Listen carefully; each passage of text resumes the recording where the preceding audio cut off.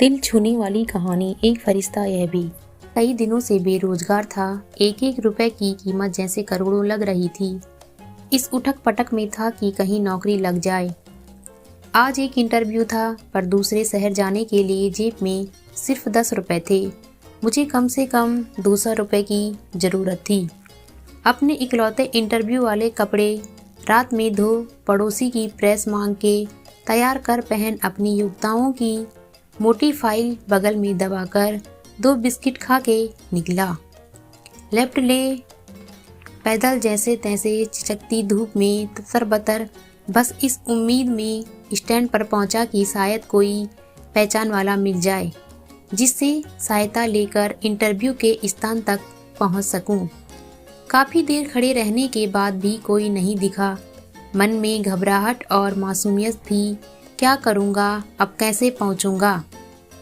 पास के मंदिर पर जा पहुँचा। दर्शन कर सीढ़ी पर बैठा था। मेरे पास में एक भिखारी बैठा था। उसके कटोरे में मेरी जेब और बैंक अकाउंट से भी ज़्यादा पैसे थे। मेरी नज़रें और हालात समझ के बोला, कुछ मदद चाहिए क्या? मैं बनावटी मुस्कुराहट के साथ बोला, आप क्या मदद करोगे? चाहो तो मेरे पूरे पैसे रख लो। वो मुस्कुराता बोला। मैं चौंक गया। उसे कैसे पता मेरी ज़रूरत? मैंने कहा, क्यों?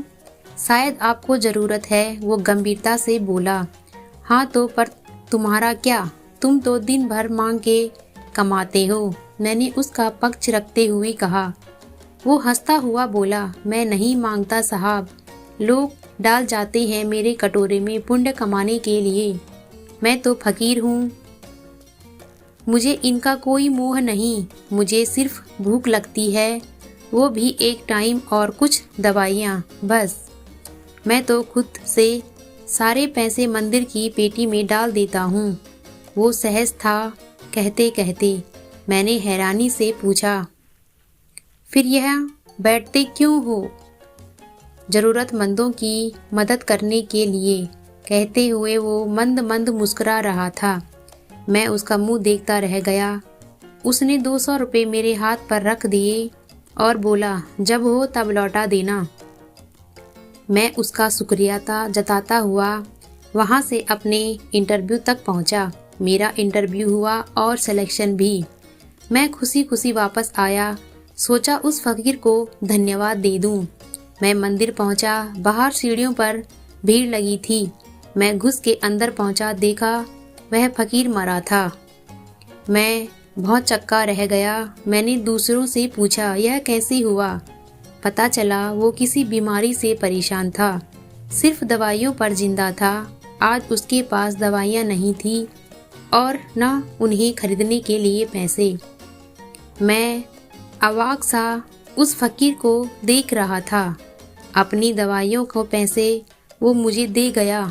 जिन पैसों से उसकी ज़िंदगी का दरोमदार था, उन पैसों से मेरी ज़िंदगी बना दी थी।